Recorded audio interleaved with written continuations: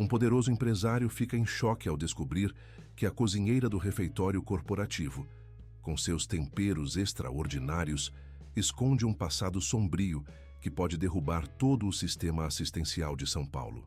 Sua identidade foi apagada, sua existência negada pelas autoridades, mas o sabor de seus pratos revela uma verdade que não pode mais ficar enterrada.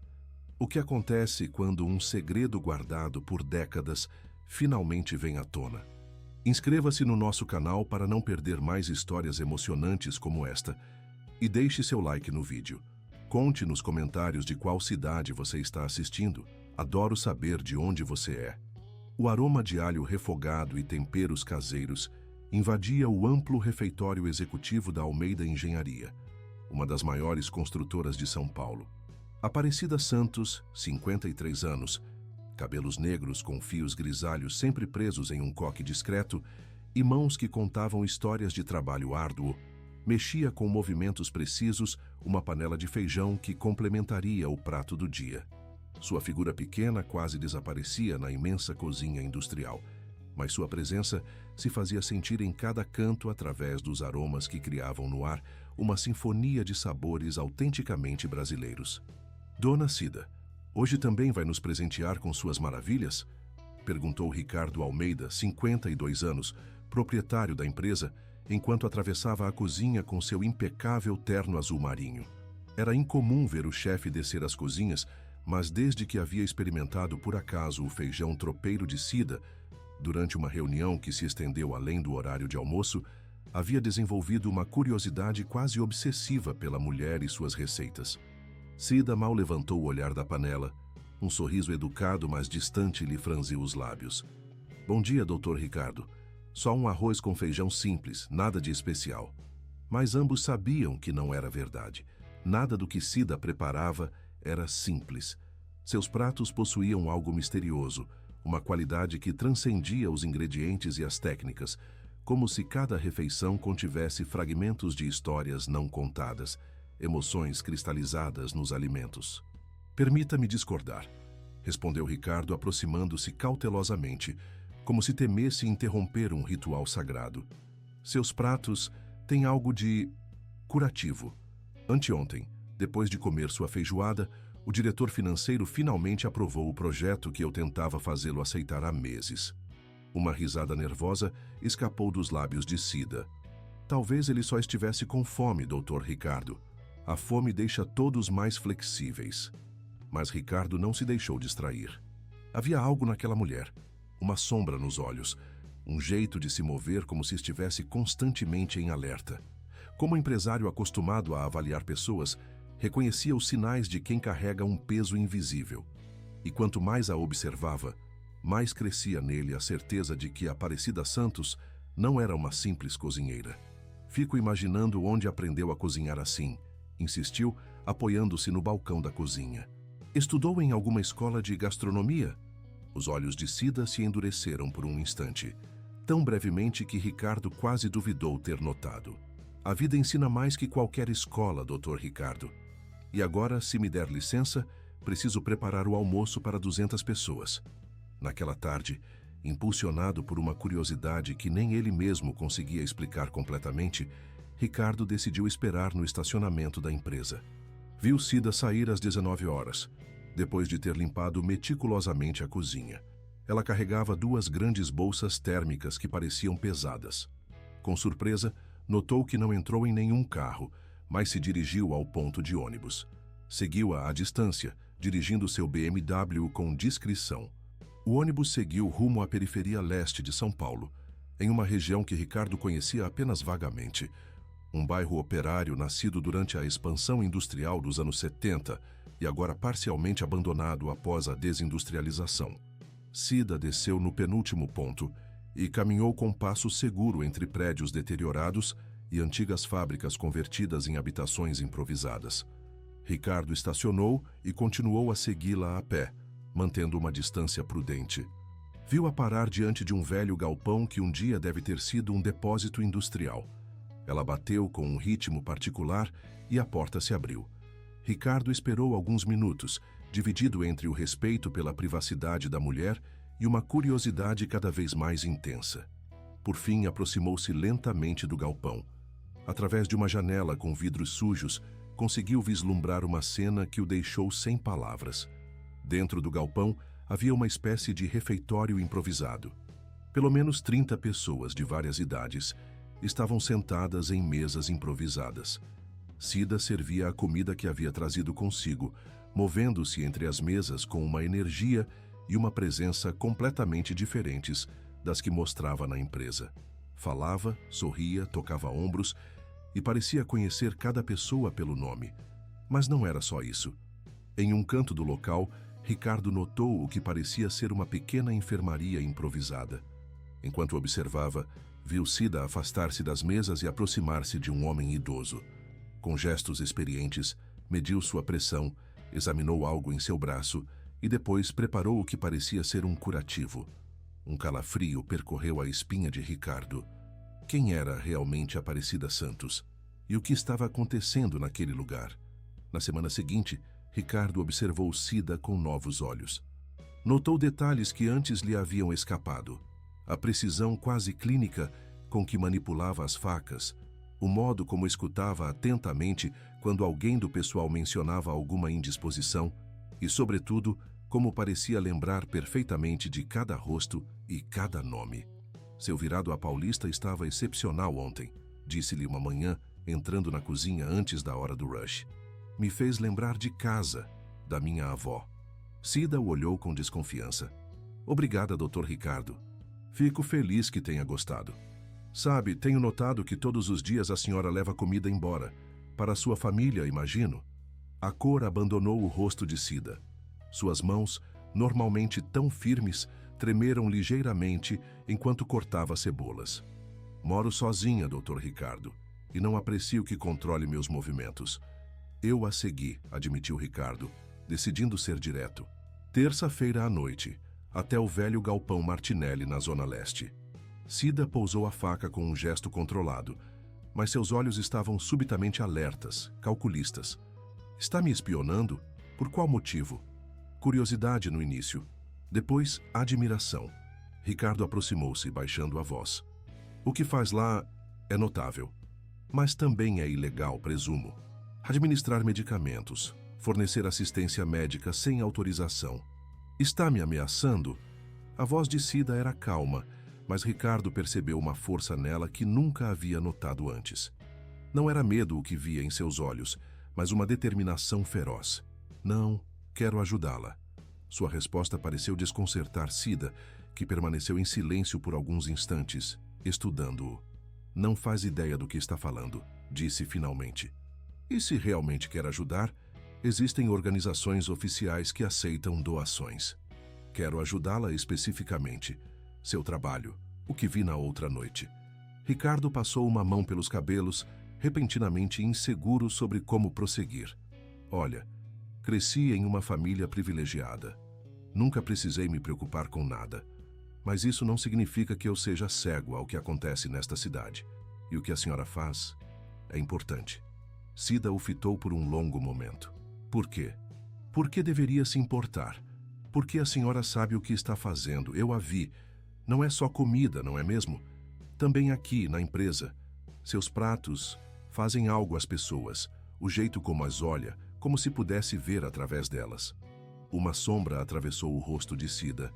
O senhor fala demais, Dr. Ricardo, e agora, se me der licença, tenho um trabalho a fazer. Mas Ricardo estava determinado. Esta noite estarei lá novamente. Se quiser minha ajuda, aceite-a. Se preferir me denunciar por perseguição, entenderei. Naquela noite, Ricardo apresentou-se no galpão com 3 sacolas de compras cheias de mantimentos e uma pasta contendo R$10.000 em dinheiro vivo. Cida o recebeu com uma expressão indecifrável. Vim para ajudar, disse simplesmente. Ao entrar no galpão, Ricardo percebeu que havia muito mais do que vira na primeira vez. Além da área do refeitório, havia pequenos espaços separados por cortinas e painéis improvisados, um canto com roupas usadas mas limpas, cuidadosamente dobradas, uma área com prateleiras de medicamentos, até mesmo o que parecia um pequeno consultório. Estas pessoas, quem são? Perguntou enquanto seguia Cida pelo espaço. São invisíveis, respondeu ela simplesmente. Pessoas que o sistema esqueceu ou escolheu não ver. Idosos com aposentadorias insuficientes, imigrantes sem documentos, jovens fugidos de situações abusivas, doentes que não podem pagar por tratamentos. Ricardo observou uma senhora idosa que sorria para Cida com adoração. E a senhora faz tudo isso sozinha? Tenho alguma ajuda ocasional. Um farmacêutico aposentado que me consegue medicamentos básicos, um par de rapazes do bairro que me ajudam com os transportes. Cida parou, olhando para Ricardo com intensidade. Não é uma operação glamurosa, Dr. Ricardo. Não há nada aqui que possa melhorar sua imagem pública ou ficar bem em seu currículo. Não estou aqui por isso, respondeu ele, sustentando seu olhar. Nos dias seguintes, Ricardo voltou regularmente ao galpão. Inicialmente, Cida o mantinha à margem da operação, permitindo-lhe apenas trazer mantimentos ou ajudar com as tarefas mais simples. Mas, gradualmente, enquanto observava seu compromisso sincero, começou a compartilhar mais informações. Como aprendeu todas essas coisas médicas? Perguntou-lhe uma noite, depois de tê-la visto tratar uma infecção com a habilidade de um profissional. Cida permaneceu em silêncio por tanto tempo que Ricardo pensou que não responderia. Então, com voz apenas audível, disse: Eu era enfermeira em outra vida. E o que aconteceu? Cida visivelmente se enrijeceu. Está tarde, Dr. Ricardo. Deveria voltar para casa. Um mês após seu primeiro encontro no galpão, Ricardo fez uma proposta que mudaria tudo. Tenho um imóvel não utilizado perto do Belém, disse a Cida, enquanto a ajudava a limpar depois de uma noite particularmente movimentada. Era um antigo depósito de propriedade da minha família, agora em desuso. É muito maior que este lugar. Tem ligações para todos os serviços e poderia ser reformado. Cida o olhou com desconfiança. E por que me daria um imóvel? Não estou dando nada. Estou propondo uma parceria. A senhora tem habilidades e uma missão. Eu tenho recursos e contatos. Juntos poderíamos ajudar muito mais pessoas. Cida pousou o pano com que estava limpando e sentou-se lentamente, repentinamente cansada. O senhor não sabe o que está propondo, Dr. Ricardo. Não sabe quem sou, nem os riscos que implica associar-se a mim. Então me conte, respondeu ele simplesmente. Cida o fitou com um olhar penetrante, como se estivesse avaliando não apenas sua confiabilidade, mas também sua capacidade de suportar o peso de uma verdade difícil. Minha verdadeira identidade foi apagada 20 anos atrás, disse finalmente, com voz firme. A Aparecida Santos existe apenas em documentos falsificados.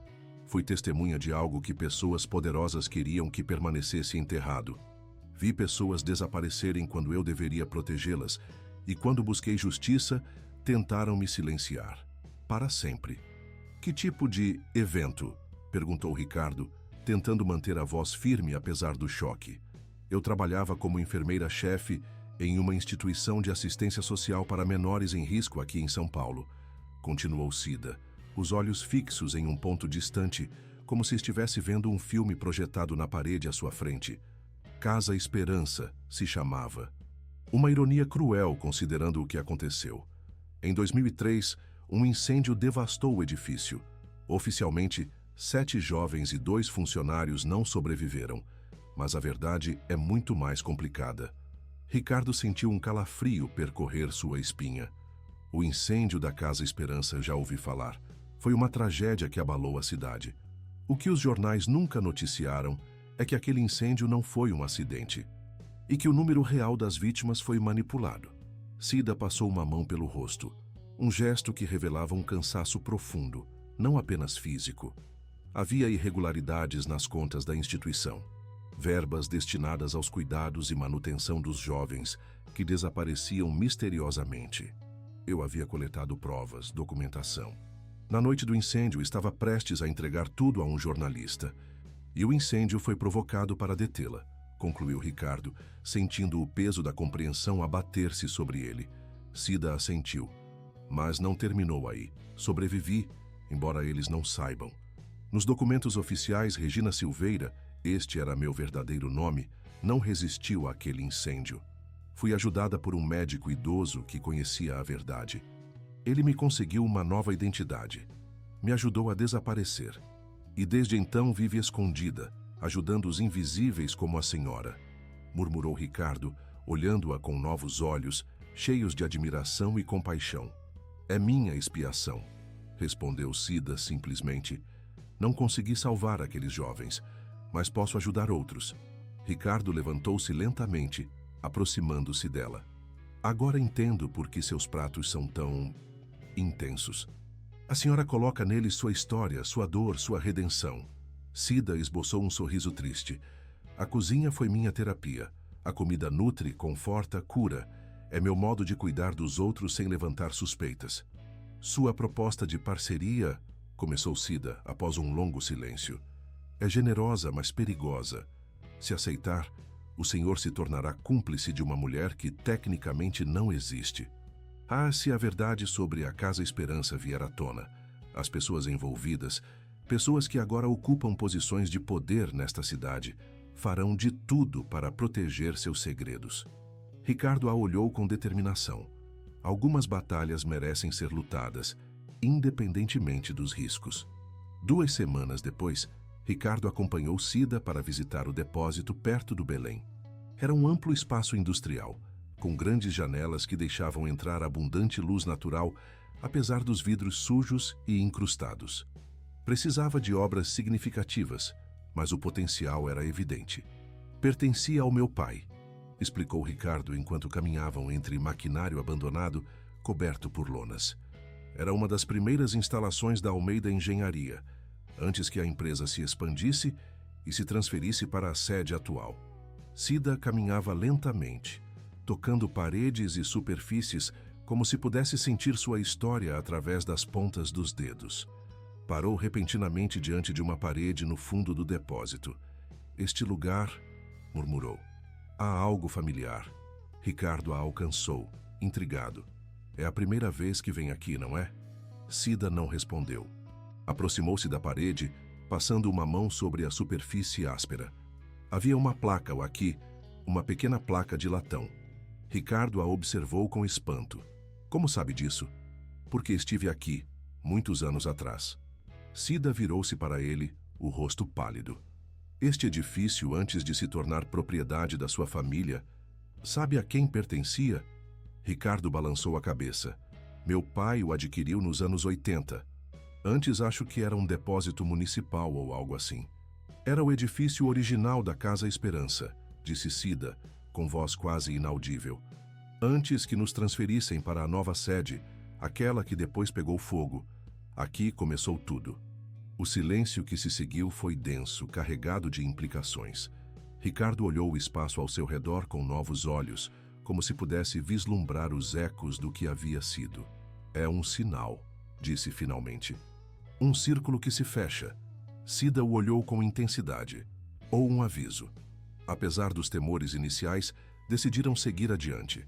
Ricardo investiu uma soma considerável para reformar o galpão, transformando-o em um espaço multifuncional que pudesse servir como refeitório comunitário, centro de distribuição de itens de primeira necessidade e pequeno ambulatório. Para evitar atenções indesejadas, registrou a instalação como uma fundação beneficente, ligada à Almeida Engenharia, com a missão oficial de fornecer apoio às camadas mais vulneráveis da população. Cida, embora mantendo seu trabalho como cozinheira na empresa, tornou-se o coração pulsante da operação. Gradualmente, o boca a boca trouxe voluntários. Um médico aposentado que oferecia consultas gratuitas uma vez por semana. Um grupo de estudantes universitários que ajudava com a distribuição das refeições. Até mesmo um advogado que fornecia assistência jurídica básica. Durante os primeiros 3 meses, tudo pareceu transcorrer sem problemas. O centro, que haviam chamado simplesmente de O Refúgio, ajudava cada dia mais pessoas, tornando-se um ponto de referência para quem vivia à margem. Cida parecia renascer, como se finalmente tivesse encontrado um modo de equilibrar sua necessidade de permanecer nas sombras com o desejo de fazer a diferença. Mas então vieram os primeiros sinais de perigo. Tudo começou com um artigo em um jornal local, que falava do novo centro de assistência como um exemplo virtuoso de colaboração entre setor privado e sociedade civil. O artigo incluía uma foto desfocada de Cida enquanto servia refeições, com a legenda "O coração do refúgio, a cozinheira com uma missão". No dia seguinte à publicação, Ricardo notou um homem fotografando a entrada do centro. Quando um voluntário lhe perguntou o que estava fazendo, o homem identificou-se como funcionário da Vigilância Sanitária Municipal, ali para uma inspeção de rotina. Uma semana depois, receberam a primeira notificação oficial. O centro não cumpria algumas normas sanitárias e devia realizar modificações em 30 dias ou arriscar-se ao fechamento. "Começou", disse Cida naquela noite, enquanto liam juntos a notificação no pequeno escritório situado em um canto do centro. "Alguém notou e está tentando nos atrapalhar." Ricardo tentou tranquilizá-la. "São apenas verificações padrão. Faremos as modificações solicitadas e continuaremos." Mas Cida balançou a cabeça. "Não é tão simples. Isto é apenas o começo. Serão encontradas outras irregularidades, outros problemas. É assim que funciona quando querem te fechar sem atrair atenção negativa." Como Cida havia previsto, as fiscalizações se intensificaram. Depois da vigilância sanitária, chegou a inspeção trabalhista, que questionava a situação dos voluntários. Depois foi a vez dos bombeiros, que detectaram deficiências no sistema contra incêndios recentemente instalado. "É como se soubessem exatamente onde golpear", disse Ricardo frustrado após a enésima inspeção. "Como se tivessem informações de dentro." Cida o olhou pensativa. "Talvez tenham. Devemos ser cautelosos com quem envolvemos." Uma tarde, enquanto Cida preparava o jantar para os hóspedes do centro, um jovem homem entrou na cozinha. Era alto, com olhos escuros e cabelos castanhos, e havia algo em seu porte que lhe pareceu estranhamente familiar. "Posso ajudá-lo?" perguntou Cida, secando as mãos no avental. O jovem a fitou intensamente. "Seu nome é Aparecida Santos, certo?" Cida sentiu um calafrio de alarme. "Sim. E o senhor é?" "Gabriel Santos. Sou jornalista do Diário de São Paulo." O jovem fez uma pausa, estudando atentamente sua reação. "Estou escrevendo uma matéria sobre o refúgio, mas, na verdade, estou aqui por sua causa." "Não há muito a dizer sobre mim", respondeu Cida com calma estudada. "Sou apenas uma cozinheira." Gabriel sorriu, um sorriso que lhe provocou um inexplicável aperto no coração. "Ambos sabemos que não é verdade. Passei os últimos 10 anos tentando descobrir o que realmente aconteceu na Casa Esperança em 2003. E acredito que a senhora possa me ajudar." Cida sentiu o sangue fugir de seu rosto. "Não sei do que está falando." "Minha mãe trabalhava lá", continuou Gabriel, ignorando sua negação. "Era enfermeira. Segundo os documentos oficiais, ela faleceu no incêndio. Mas eu nunca acreditei nisso." Cida apoiou-se no balcão da cozinha, repentinamente fraca. "Sua mãe?" "Regina Silveira", disse Gabriel, pronunciando o nome com reverência. "Eu tinha 12 anos quando aconteceu. Morava com minha avó, enquanto minha mãe trabalhava naquela instituição. Na noite do incêndio, ela me telefonou. Me disse que estava prestes a fazer algo importante. Algo perigoso, mas necessário. Me disse para ser forte. Acontecesse o que acontecesse." Foi a última vez que ouvi sua voz. Cida o fitava, incapaz de falar enquanto um turbilhão de emoções lhe atravessava o corpo. Diante dela estava seu filho, o menino que tivera que abandonar para protegê-lo. Agora um homem com seus mesmos olhos determinados. "Durante anos investiguei", continuou Gabriel. "Falei com sobreviventes, ex-funcionários, procurei documentos. Todos falavam de irregularidades nas contas, de denúncias ignoradas, de um sistema corrupto. E todos falavam de minha mãe como a única que tinha coragem de se opor." Cida sentiu as lágrimas pressionarem contra seus olhos, mas as conteve com força. "E o que o traz aqui, ao refúgio?" "Um mês atrás, vi sua foto no jornal. Estava desfocada, mas havia algo em seus olhos." Gabriel deu um passo à frente. "Comecei a segui-la. Descobri que ajuda pessoas que o sistema ignora, exatamente como minha mãe fazia. E então notei como manipula os medicamentos, como se move ao redor dos doentes. São os gestos de uma enfermeira, não de uma cozinheira. Está fazendo suposições perigosas, Sr. Santos", disse Cida, a voz agora firme apesar do tumulto interior. Não são suposições, são certezas. Gabriel a olhou diretamente nos olhos. Sei quem é Regina Silveira. Sei que está viva. E sei que é minha mãe. O silêncio que se seguiu foi quebrado apenas pelo som de uma panela que fervia no fogão. Cida moveu-se mecanicamente para baixar o fogo, ganhando tempo, tentando desesperadamente decidir como responder. Está enganado, disse finalmente, evitando seu olhar. Regina Silveira não sobreviveu naquele incêndio. Os documentos oficiais confirmam isso. Os documentos mentem, respondeu Gabriel com calma, como mentem sobre muitas coisas relacionadas à Casa Esperança. Aproximou-se mais, tirando do bolso uma velha fotografia amarrotada. Colocou-a sobre o balcão. Esta é a última foto que tiramos juntos, um mês antes do incêndio. Olhe seus olhos, olhe o modo como sorri. É a senhora, eu sei. Cida olhou a fotografia, vendo uma versão mais jovem de si mesma, abraçando um menino de cabelos escuros e sorriso aberto. A dor de todos aqueles anos de separação a atingiu como uma onda, ameaçando dominá-la. Não posso ser quem você pensa, sussurrou. Essa mulher não existe mais. Existe, insistiu Gabriel. Está aqui, na minha frente. E não vou perdê-la novamente. Seu confronto foi interrompido pela chegada de Ricardo. Sentindo a tensão no ar, olhou de Cida para Gabriel com preocupação. Tudo bem aqui? O Sr. Santos já estava de saída, disse Cida rapidamente. É um jornalista interessado no refúgio. Gabriel a olhou uma última vez, uma mistura de decepção e determinação nos olhos. Voltarei, dona Cida. Esta conversa não terminou. Depois que Gabriel saiu, Cida desabou em uma cadeira, tremendo. Quem era realmente aquele jovem? Perguntou Ricardo, sentando-se ao seu lado. Cida ergueu o olhar, os olhos cheios de uma dor antiga. Meu filho, sussurrou. Era meu filho. Naquela noite, Cida contou a Ricardo a parte de sua história que havia omitido até então. De como aos 18 anos se vira grávida e sozinha. De como decidira ficar com o bebê, apesar das dificuldades. De como, para garantir-lhe estabilidade enquanto ela estudava e trabalhava, o confiara aos cuidados da avó materna. De como, após o incêndio, a decisão mais dolorosa fora desaparecer completamente, inclusive da vida de seu filho, para protegê-lo das pessoas que a queriam silenciada. Observei-o crescer de longe, confessou, as lágrimas agora correndo livremente. Às vezes me postava do lado de fora de sua escola só para vê-lo por alguns minutos. A última vez foi em sua formatura, 3 anos atrás. Estava no fundo do auditório e fugi antes que a cerimônia terminasse. E agora ele a encontrou, disse Ricardo suavemente.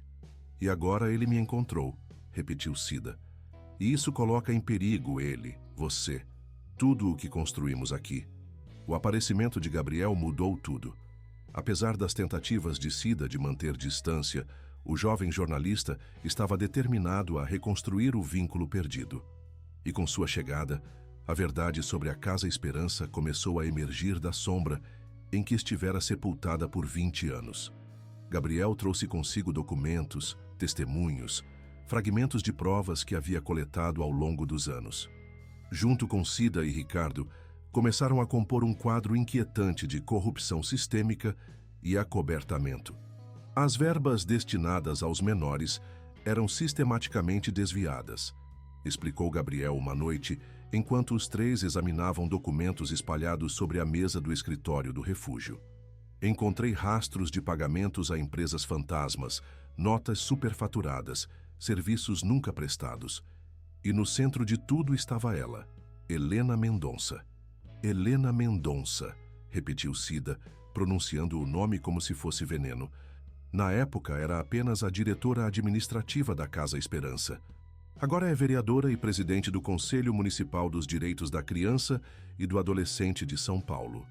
E não é a única que construiu carreira sobre as cinzas daquela tragédia, acrescentou Gabriel, mostrando um recorte de jornal.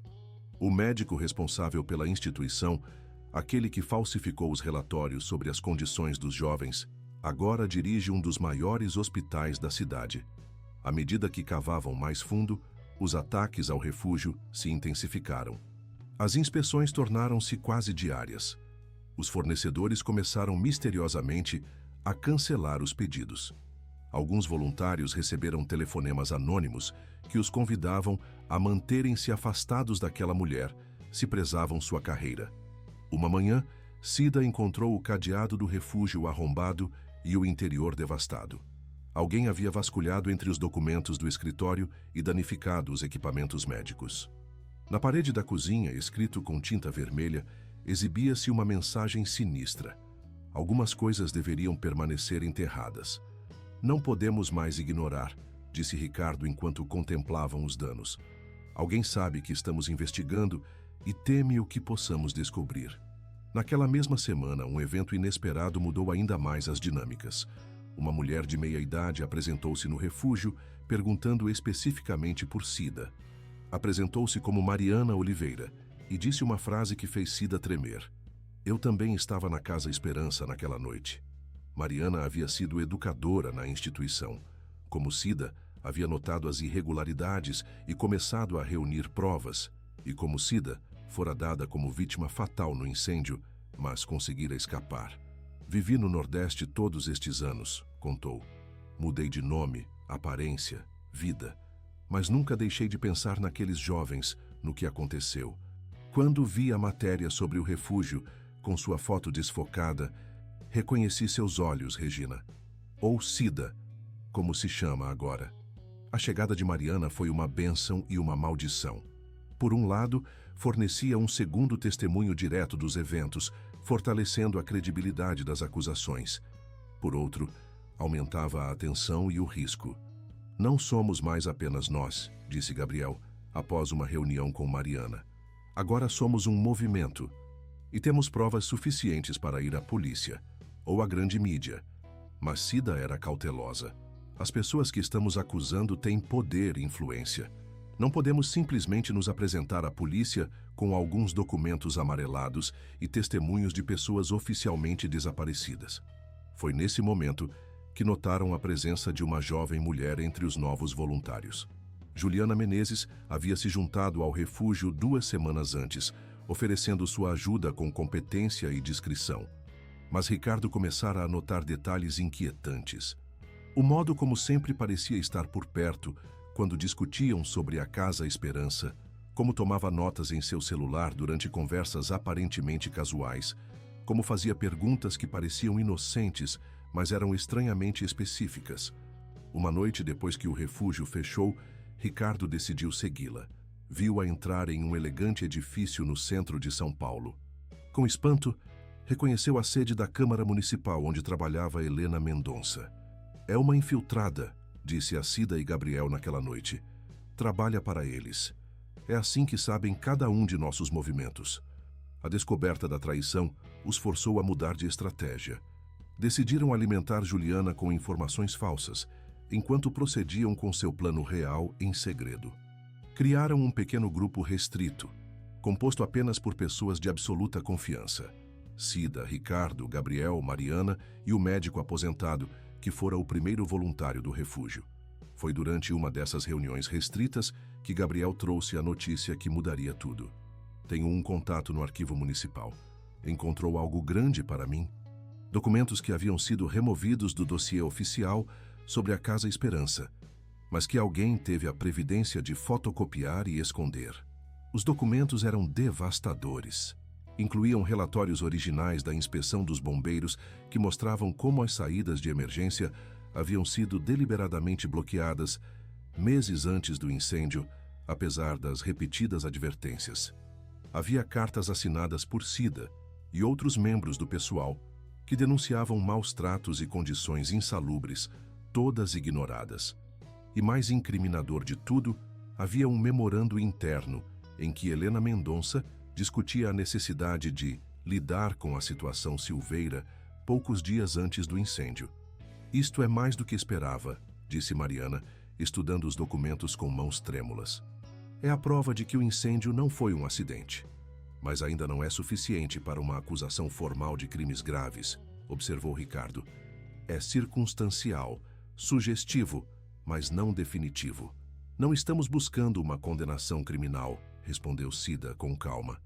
Estamos buscando a verdade. Queremos que as pessoas saibam o que aconteceu, que se lembrem daqueles jovens, que reconheçam que o sistema os falhou. E queremos garantir que não possa acontecer novamente. Decidiram proceder em várias frentes. Gabriel prepararia um artigo detalhado para seu jornal, respaldado pelos documentos encontrados. Mariana contataria famílias de ex-residentes da Casa Esperança para reunir mais testemunhos. Ricardo usaria seus contatos no mundo empresarial para exercer pressão política. Mas o destino tinha outros planos. Uma manhã, Cida chegou ao refúgio e encontrou o edifício cercado por caminhões de bombeiros e ambulâncias. Um incêndio havia irrompido durante a noite, devastando grande parte da estrutura. Felizmente, não havia ninguém dentro, mas a mensagem era clara e aterradora. A história estava se repetindo. Não é coincidência, disse Cida, observando as chamas que ainda lambiam algumas partes do edifício. É um aviso. Sabem que temos as provas. O incêndio no refúgio, em vez de intimidá-los, teve o efeito oposto. Atraída pela espetacularidade do evento, a imprensa local acorreu ao local. Gabriel, utilizando seu status de jornalista, conseguiu inserir no relato do incêndio menções à história da Casa Esperança e aos inquietantes paralelos. Outros meios de comunicação começaram a interessar-se pela história. Um conhecido programa televisivo de reportagens investigativas contatou Gabriel, interessado em realizar uma matéria. Nas redes sociais, a hashtag "E as Verdade pela Casa Esperança" começou a se difundir. A crescente pressão pública forçou as autoridades a reagir. O prefeito de São Paulo anunciou a formação de uma comissão independente para investigar as acusações relativas à Casa Esperança.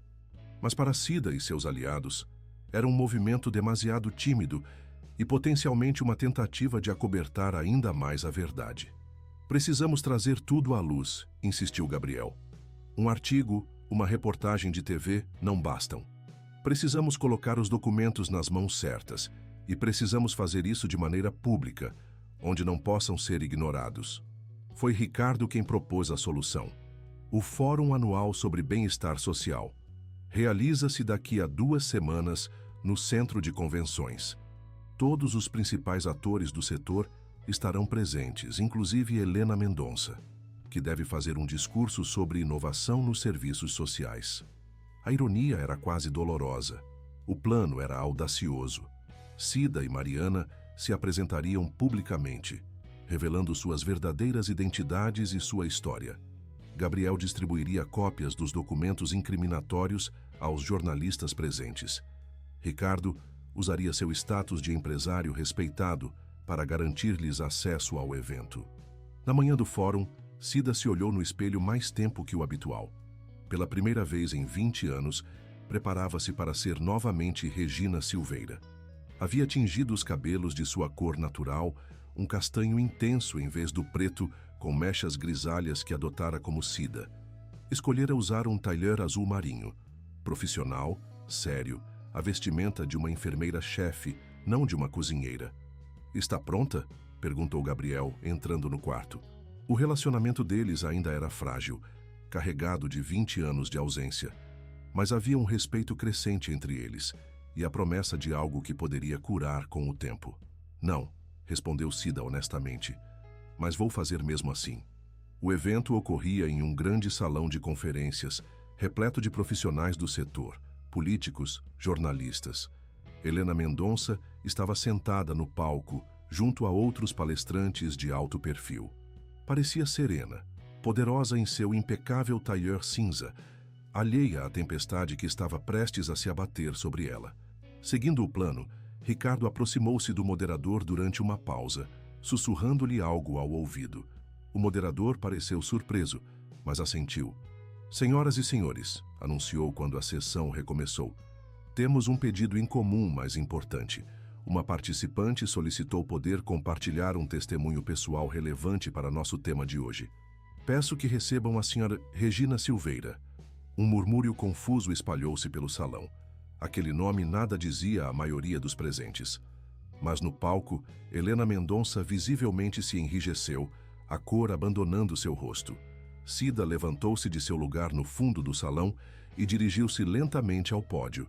Cada passo parecia exigir um esforço imenso, como se estivesse caminhando contra uma corrente invisível, mas em seus olhos brilhava uma determinação férrea. Meu nome é Regina Silveira, começou, a voz inicialmente incerta, depois cada vez mais firme. Pelos últimos 20 anos, fui conhecida como Aparecida Santos.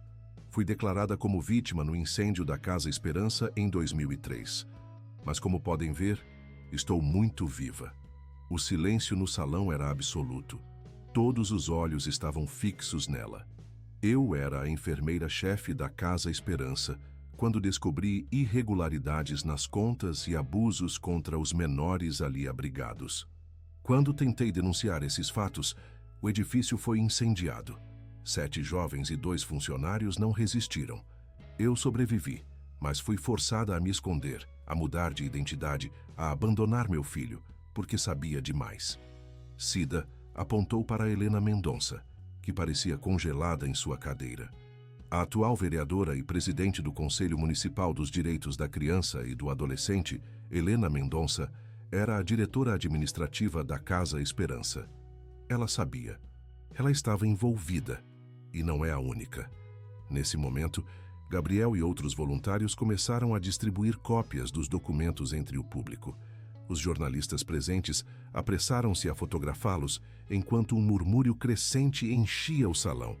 Não sou a única sobrevivente, continuou Cida. E como previsto, Mariana levantou-se de seu lugar. Mariana Oliveira, ex-educadora da Casa Esperança, está aqui comigo hoje. Juntas pedimos justiça.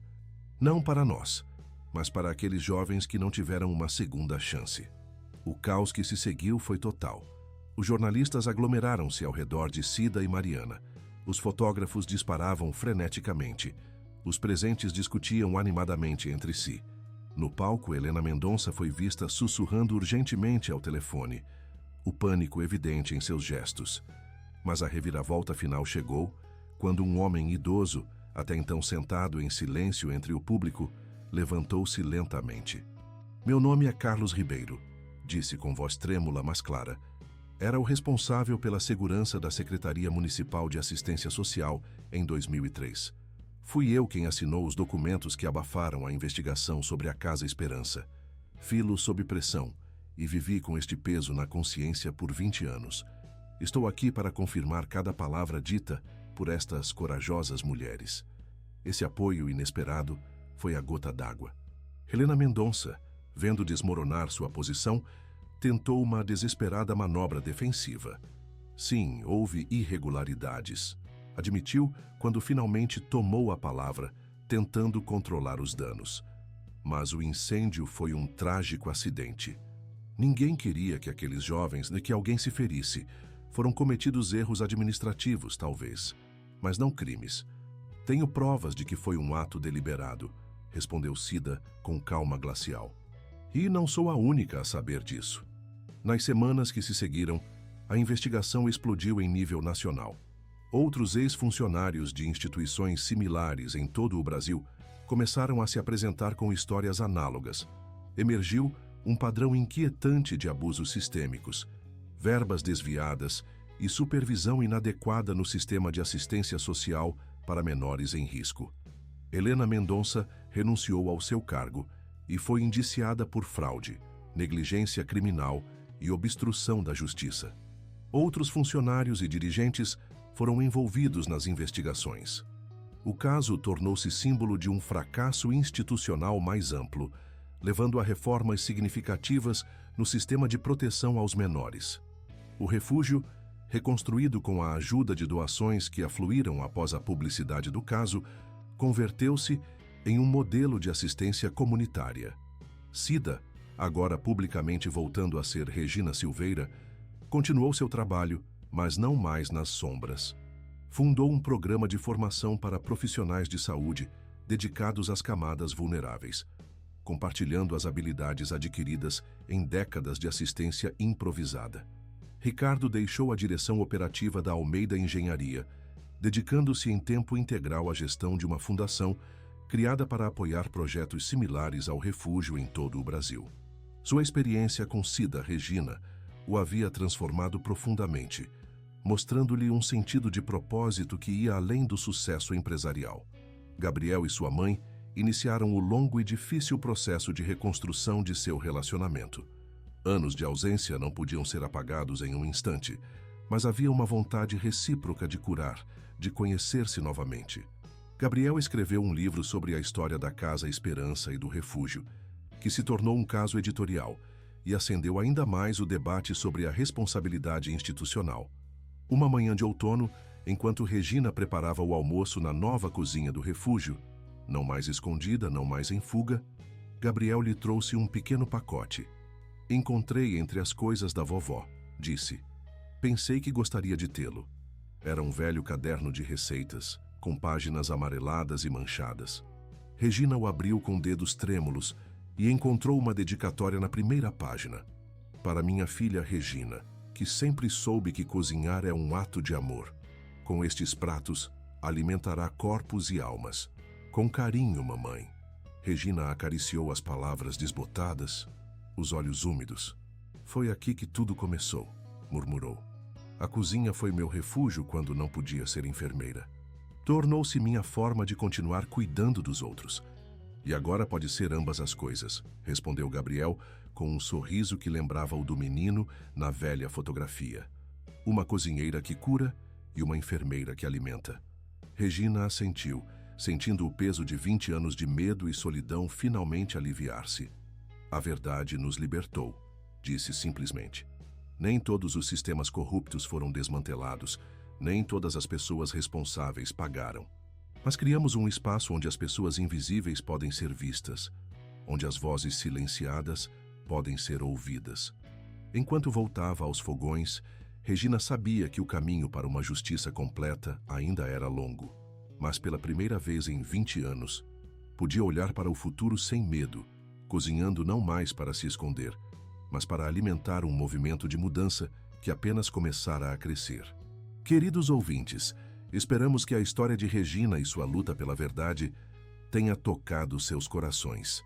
Para continuar essa jornada de histórias emocionantes, preparamos uma playlist especial com narrativas igualmente cativantes. Encontrem-na aqui, clicando à sua esquerda. Se gostaram desta história, não se esqueçam de se inscrever em nosso canal e deixar seu like no vídeo. Todos os dias trazemos histórias únicas que exploram a complexidade da vida. Não percam nossos próximos conteúdos. Esperamos vocês nos comentários.